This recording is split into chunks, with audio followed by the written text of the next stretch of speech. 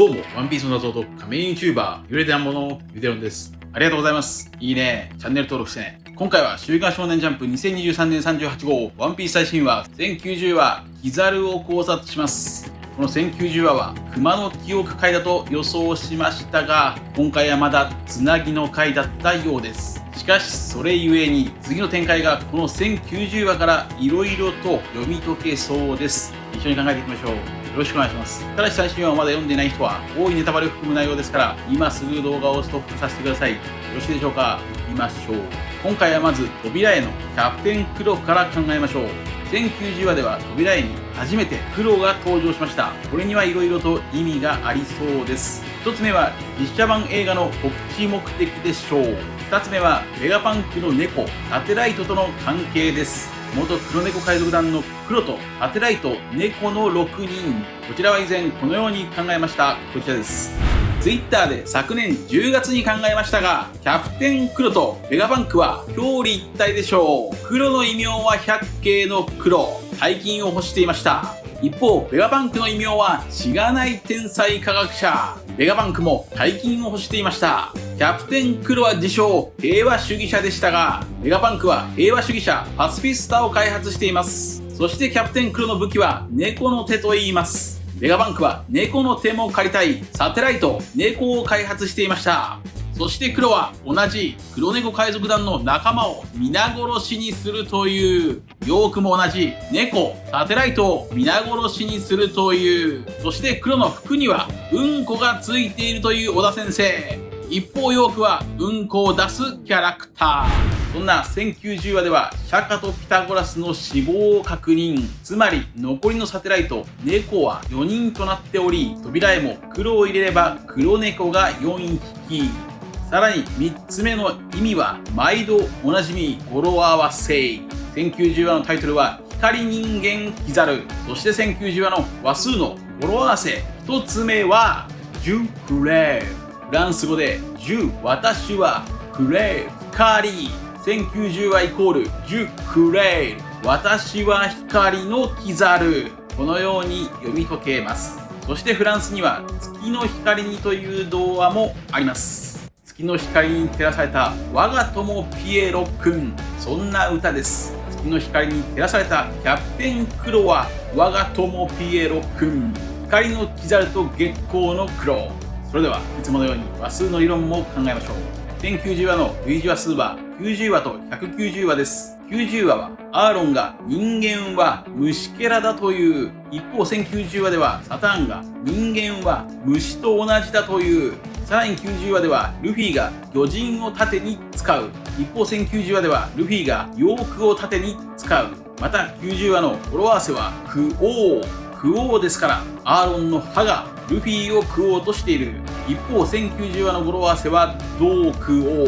ルフィ、ボニーがピザをどう食べるか話しています。次に1090話ではナミがウソップに通常なら無理なお願いをしてハートを出す。一方1090話ではルフィがエスネークに通常なら無理なお願いをしてハートを出させている。さらに1090話の反転話数も考えましょう。1090話をひっくり返すと901話、死んでも死ぬなよ。901話ではホールケーキの脱出、ルフィたちを逃すために奮起するジンベエ。一方1090話ではエッグヘッドの脱出、ベガパンクたちを逃すために奮起する戦闘丸。また1090話ではルフィが海賊王宣言。一方901話ではモルガンズが海賊王の誕生宣言。以上が話数の理論とつなぎです。それでは本編の流れの考察を始めましょう。1090話のスタートはルフィの海賊王宣言。これが1090話の話数の語呂合わせ2つ目。デクレア。デクレアでしょう。デクレアとは宣言者や申告者という意味です。そしてルフィはヨークを盾にして立てこもり艦隊の撤退を要求。そんなルフィはまさに悪党。ここでルフィと五老星がついに初めて会話を行い、サターン星はこの戦いで3つの守るものを中将ドーベルマンに指示します。1、ヨークの身柄の確保。2、その脳であるパンクレコーズ。3、マザーフレームを生む風合炉。以上の3つを守れという。これらは全て犬様が必要としている古代兵器のため。これが1090話の和数の語呂合わせ3つ目。天の訓令。天の訓令でしょう。訓令とはそのまま命令という意味です。この1090話では他にも訓令の話があります。さらにサタン星は人間の命など虫に思え、減ってもすぐに繁殖すると独自の見解を述べています。これが1090話の和数の語呂合わせ4つ目。ドグマ。ドグマでしょう。ドグマとは独断的で権威的な教義、主張です。場面が変わっていくけど、泣きじゃくるヨークは五老星との約束を盾にして小原みたいに消えるよと脅しますが、これにはナミさんが激怒。もちろんロビンのためにです。そしてつい忘れがちですが、このヨークもまたベガパンクの一人です。2年前ベガパンクの正体とはシーザー以上のクソ野郎だと考察しましたが、ベガパンクヨークはクソ野郎でしょう。これなのにベガパンク本体はおぼけているのが少しムカつきますが、ベガパンクの脳内の争いは続きます。一方、シャカとピタゴラスの2人は死亡を確認。ありがとう。さよなら。僕に似ていたシャカ。シャカは言った。私はもうすぐ死ぬだろう。これに対し革命軍ドラゴンは、冗談はやめろ。シャレになってないぞ。そしてシャカはお釈迦になった。シャレになってた。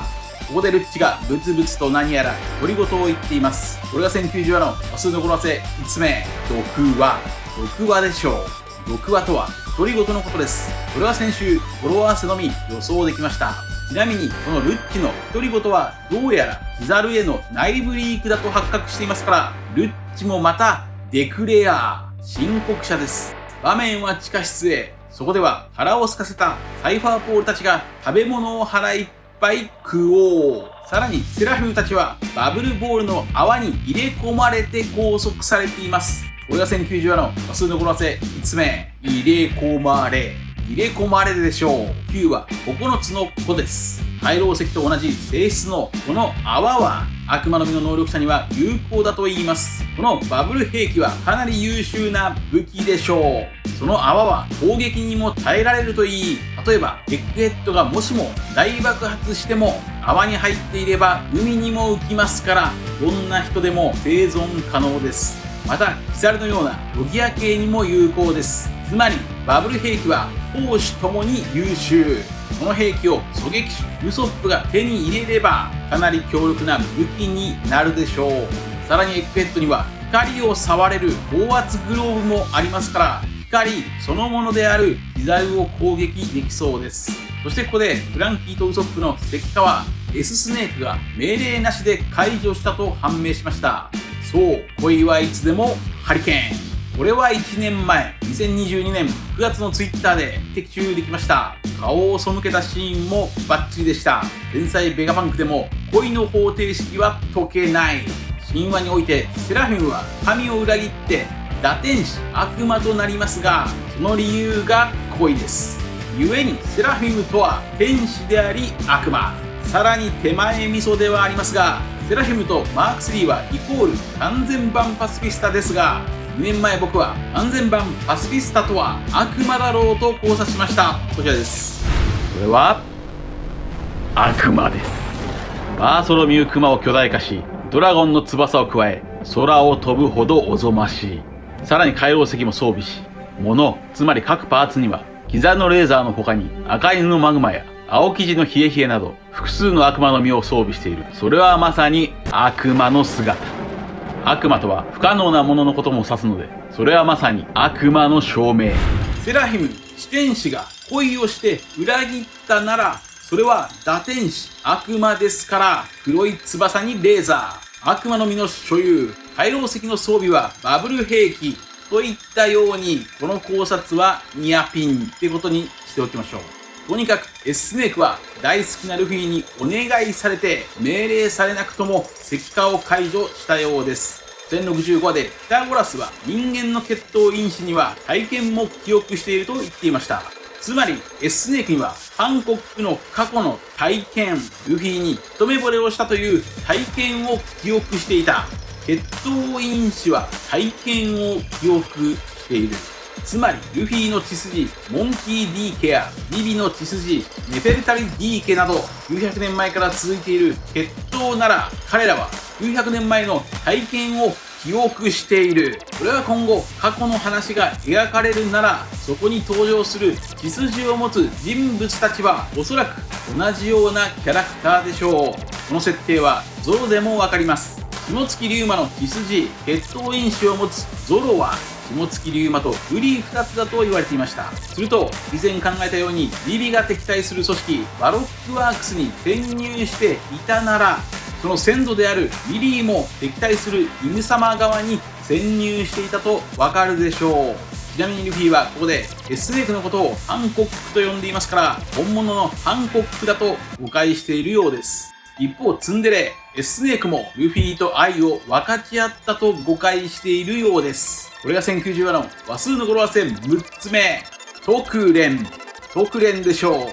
特連とは叶わぬ恋が実るという意味です。一方ヨークは島のシステムを暗証コードでロックしたという、それは他のベガバンクとは同期していない情報。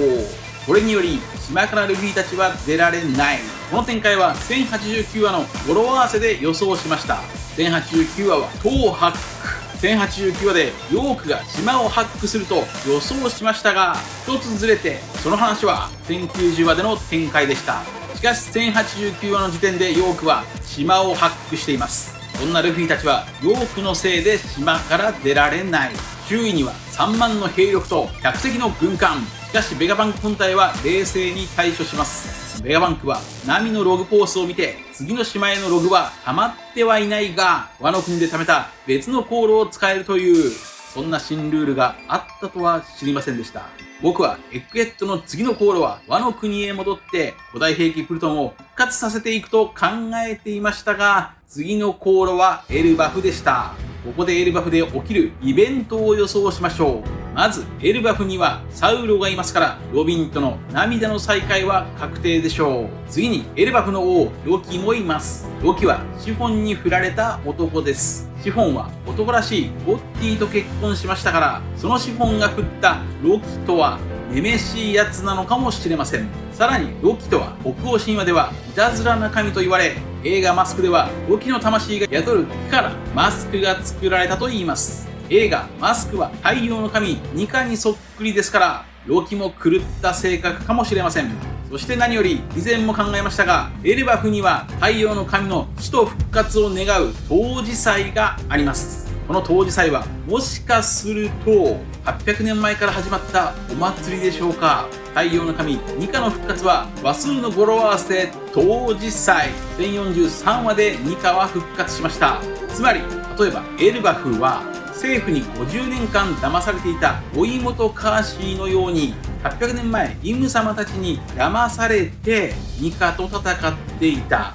イム様たちに手を貸してしまっていた。しかしそれに気づいた頃にニカはもうこの世にはいなかった。だから巨人たちは太陽の死と復活祭冬至祭を始めたかもしれません。エルバフの冬至祭とは12日間断食をして太陽の復活を願うイベントです。つまりエルバフでは太陽の神ニカの話、ニカの秘密が少し明かされるかもしれません。とにかくルフィとウソップは大はしゃぎしています。ただしエルバフへ行くにはエッグヘッドを脱出するしかない。どうやら巨大ロボットメガフォース1を使ってサニー号ごと空を飛んでエッグヘッドを取り囲む海軍の艦隊から脱出すると言います。しかし島を出るには暗証コードの解除が必須です。この解除にはメガバンク本体とエジソン、アトラスが挑みます。これが1090話の話数の語呂合わせ7つ目、僕はでしょう。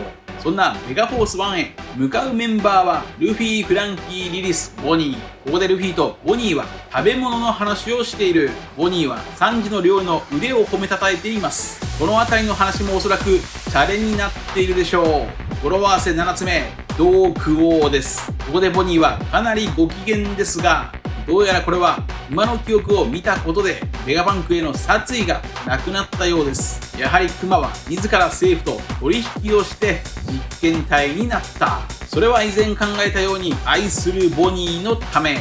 ボニーは2年前まで世界政府の監視下に置かれていました。そんなボニーを五老星はすでに用済みになったという。その理由はおそらくボニーの能力、年齢を操作できる悪魔の実に関係していそう。例えば2年前まではボニーが必要だったが、クマが取引を行い、ボニーの悪魔の実のコピーをベガパンクが作ったことでボニーが解放された。そんな話でしょうか。もしもこの考察通りなら、ボニーの能力のコピーを使えば五老星は若返る。五老星とはおませ。おませという漢字は五老星と読めます。五老星イコールませがき。そのように考えましたが、どうなんでしょうか。そんな五老星サターンはキザルと再び会話中。キザルは一人でエクエットを守る友人戦闘丸の覚悟に敬意を払って戦うという。そして全軍戦闘態勢へ。キザルはエクエットへいきなりヤタの鏡で上陸。それはまさにジュッレー。私は光。これに気づいた戦闘丸はマーク3へ攻撃命令。キザルはそのまま戦闘丸へ電光石火の蹴りを浴びせる。人を蹴り。しかしどっこい。ワイのガードは世界一。キザル VS 戦闘丸がついに勃発。これに気づいたルフィはゾクッとしている。これはキザル VS ルフィもあり得るのか。ルフィは2年前キザルに敗北して逃げました。クマとレイリーに助けてもらいました。だからこそここは逃げずに大将キザルに挑み、あの時の蹴りをつける確率は高そうです。異常になりに蹴り。続いては次回1091話の展開を話数の理論から予想していきましょう。1091話の類似話数は91話と191話です。91話はダーツ、91話も引き続きクイー。さらに91話では魚雷のようなシャークオンダーツ。こことつなげるなら1091話でも尖った攻撃か。次に191話でもトゲトゲの実、ダブルフィンガーによる尖った攻撃。やはり1091話でも尖った攻撃がありそうです。それはキザルの光の剣天の村雲でしょうか。191話のタイトルは天候を操る女。1091話では天の村雲か。そんな1091話の話数の語呂合わせ予想は不得意、入り口、出口、得意、溺愛などが考えられますから、引き続きキザル VS 戦闘丸、キザルの天の村雲に戦闘丸が刺されてしまうのか、そこへルフィが助けに来るのか。以上です。皆さんはどう思われましたか。ご意見やご察してほしいなどがあればコメント欄までよろしくお願いします。ありがとうございました。チャンネル登録やコメントよろしくお願いします。